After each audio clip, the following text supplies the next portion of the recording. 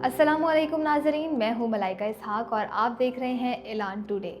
और मैं हाजिर हूँ गुज़िश्ता 12 घंटों की तमाम अहम तरीन कौमी और बैनुल अक़वामी ख़बरों की तफसील के साथ। सबसे पहले आपको बताते चलें कि ख़िते में जारी कशीदगी के खात्मे के लिए पाकिस्तान का कलीदी किरदार खुलकर सामने आया है।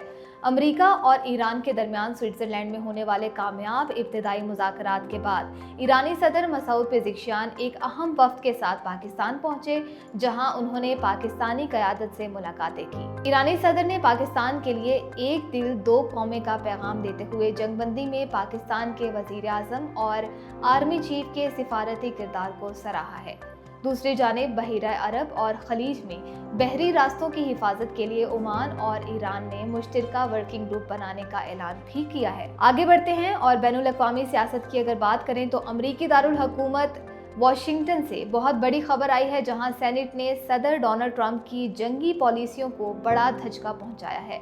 अमरीकी सेनेट ने 48 के मुकाबले में 50 वोटों से वॉर पावर्स रेजोल्यूशन पास कर दिया है, जिसके तहत अब सदर डोनाल्ड ट्रंप कांग्रेस की मंजूरी के बाद ईरान के खिलाफ किसी भी किस्म की फौजी कार्रवाई नहीं बढ़ा सकेंगे। अगरचे दोनों ममालिक के दरमियान आरजी मुआहिदा तो हो चुका है, लेकिन अमरीकी सेनेट का ये इकदाम सदर डोनाल्ड ट्रंप की खारजा पॉलिसी के खिलाफ एक बहुत बड़ा आलमी कदम माना जा रहा है। अब आगे बढ़ते हैं और रुख करते हैं पंजाब का, जहां गुजरांवाला के मेन बाजार में दिन दिहाड़े एक अफसोसनाक वाकया पेश आया है, जहां कार सवार मुलजिमान की जानिब से एक 16 साल लड़की को अगवा करने की कोशिश को नाकाम बनाया गया है।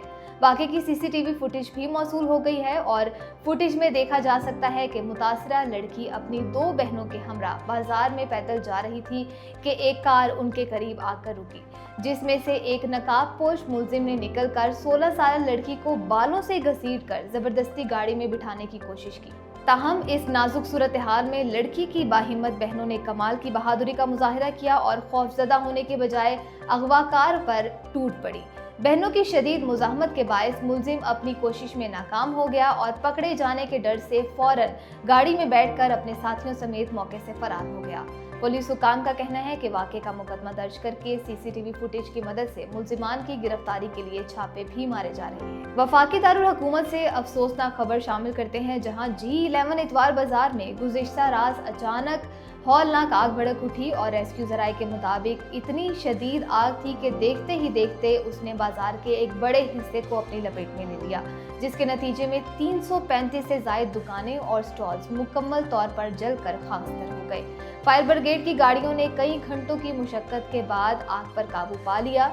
ताजिर बरादरी ने हुकूमत से फौरी इमदाद और वाक़े की शफाफ तहकीकात का मुतालबा किया है। और जाते जाते आलमी सतह पर माहौलियाती तब्दीलियों पर भी नज़र डालते हैं तो यूरोप इस वक्त शदीद तरीन गर्मी की लहर की लपेट में है।